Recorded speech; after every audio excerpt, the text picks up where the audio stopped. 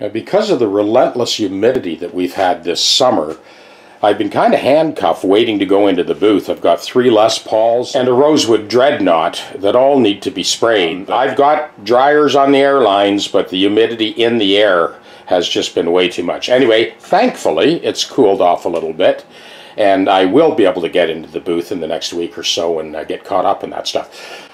Now, in the meantime, I spent the day yesterday readdressing the neck jig that I've used for years. I kind of built a new one. This new jig is an amalgamation of various jigs I've used over the last 4.5 decades. So this is my latest one. So we've got 1/4 threaded rod here.